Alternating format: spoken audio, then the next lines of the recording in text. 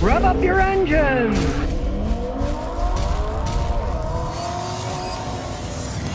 Well, you know, that right to repair, they, had the bill in Massachusetts. Well, guess what? Now the automakers are stalling a right to repair. They ran a bunch of ads scaring people saying, if you let the right to repair, sexual predators will chase after people. They said giving them that information would aid sexual predators. I mean, they are really digging down to the bottom of the barrel. The thing is, giving the right for information systems so that guys like me, or if you want to work on your own car, can get the information to correctly repair it. Well, of course, the automakers stall it because they make a fortune repairing the car at the dealerships, right? Now, they came up with this BS excuse in Massachusetts, and they ran a bunch of ads saying, oh, the sexual predators, they'll be able to hack in and find out where people are and follow them around. Oh, yeah, like they can't just see somebody driving a car and follow them, right? Or has it got some cloaking device where they don't see you, right? I mean, it's a load of baloney. But they're looking for any possible excuse to try to keep these bills from passing so they can rip everybody off with car repairs.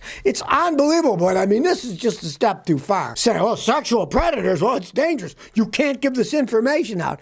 I mean, come on now. If somebody's a sexual predator, they see somebody get in a car, all they can do is follow them around. I mean, we're not talking about rocket science here. They don't need to be scanning your car and stealing information, right? Now, the original law in Massachusetts was passed in 2013. They have watered that thing down so much, and now they're just trying to throw it out, the automakers. They spent a ton of money before. They did it in California. They didn't even vote on it in California. They got it to squash it in committee. And now in Massachusetts, they're just stalling with now sexual predators giving information for people to fix cars. They've really gone out into the land of never land. They're in the twilight zone now, using that as an excuse not to give people information to repair cars.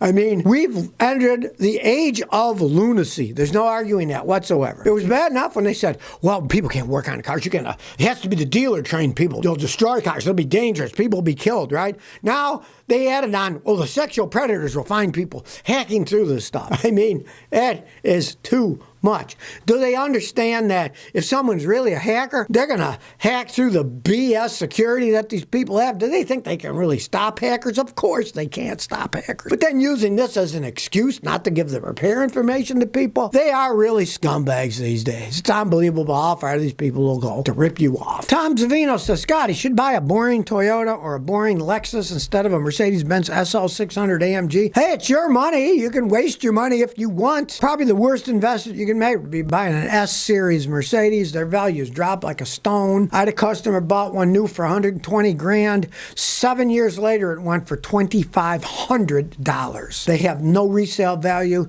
They're endless money pits as they age, but they got that name. If you're, you want to keep up with the Joneses, go right ahead and spend your money. It's your money. The Lexuses are better built and they're luxury cars. At least get a Lexus, But if you don't value your money and you want to keep up with the Joneses and you think Mercedes are still good, go ahead and buy it. It's your money. You can do whatever you want with it. The dude Z4 says, Scotty, I'm looking for a practical, fun sports car. What would you recommend? Well, the Mazda Miata by far. They've sold more sports car convertible roadsters than anybody in the history of mankind. They can run forever. They're cute. You get a standard. They're fun, practical little sports cars. Anything else isn't practical. They're going to break. They're going to fall apart. And they're going to get horrible gas mileage. The Miatas get good gas mileage, Or you could get a screaming little Civic Type R, but they're not that practical. They ride like crap, bangity bang, and they cost a fortune, too. They're very, very expensive. I'd say the Mazda Miata is the only one that's fun and practical, really. Tom Savino says, Scotty, I had an SL500 for 26 years and never had a problem. Well, there's always an exception to the rule. Now, perhaps you drive very slowly and maintain the heck out of your car, and you said you had it for 26 years. That means it was an older one. Back in the day, they made them like old tanks, and not Sherman tanks, like big old Tiger tanks. Those things could run forever and go through everything. I worked on them when I was a kid in the 70s. Those things were indestructible if you took care of them, right? The new ones, not so much. But the old ones, yeah. And you owned it for 26 years, so that tells you it's pretty old. If you owned it for 26 years, that means at a minimum it'd be 26 years old, and it was probably even older than that. Sharon Harris says, my engine light is on. What should I do? That means that your engine has stored a code. Now, it could be something serious. It could be absolutely something stupid like your gas cap. So go get it scanned. Auto parts store, scan them free, give you the code. They'll give you a minor explanation, right? Just to give you an idea. If it's just on and the car runs okay, go ahead, get it checked and see. It's no big worry. But if the check engine light is flashing while you drive, you want to get it fixed sooner than later, because that means it's running so bad that it will destroy the catalytic converter, and they cost a fortune. So that you'd want to do right away. But it could be a very small thing. There are thousands of reasons that light can come on. There's all kinds of codes. Get it scanned, give me the code, and we can tell you what it means. Shrimpy says, Scotty, do you think that Nissan CVTs have improved over the years? They're somewhat better. I mean, but that's saying they were originally absolute piles of crap. So they're somewhat better, but still, I would not buy a Nissan with a CVT. They have too many problems with them breaking down. You compare Toyota and Honda CVT transmissions, for every 1,000 Nissan CVTs that break, maybe one Toyota or Honda will have a problem. They have such better engineers and production facilities at Toyota and Honda that I no longer, in any late model Toyota or Honda, would question if I ever got in a car wreck and I had to buy another car, I wouldn't have a problem with buying a Toyota Corolla or a Camry with a CVT. They make them quite well now. Toyota's got that launch gear, so they accelerate good, but they get better gas mileage. This for Nissan? Nah, I still wouldn't touch one. I don't care. Well, here's the 2 least reliable pickups according to Consumer Reports.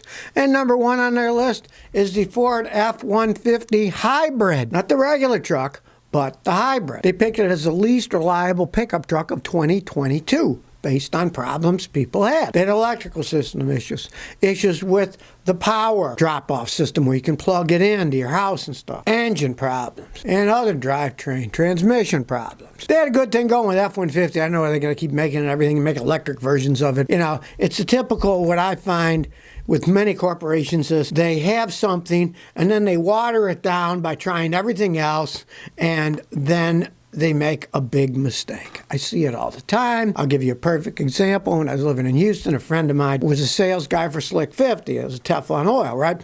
And it was a reasonably good product, but then they started making transmission products, oil drain pan recycling equipment, stuff that has nothing to do with their original idea. Guess what? The company doesn't exist anymore. The name does because people have bought it, but the company itself went out of business a long time ago. People expand out of what they shouldn't. And if you ask me, this going into hybrids and stuff, hey, it's a mistake. Not what the people with F-150s want. They want reliability. That's what they want. That's why people buy them. Now, number 2 on the list of the least reliable pickup trucks is no surprise. It's the Chevy Silverado 1500 and the GMC 1500, basically the same truck. I've been telling people not to buy them for years because their quality's been going downhill rapidly since about the year 2000. They have engine problems, transmission problems, and now they're even having exhaust system problems. Things that should have been ironed out ages ago, but as I said, be wary of GM products. They just want to make more profits, so they keep making things cheaper. They make a lot of their stuff in Mexico. A lot of the parts come from Mexico, where everybody knows the quality control is pretty much garbage.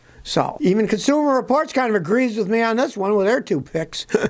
Finally, they agree with me on something, you know? They didn't say, oh, the 1500 is the best pickup truck out there. No.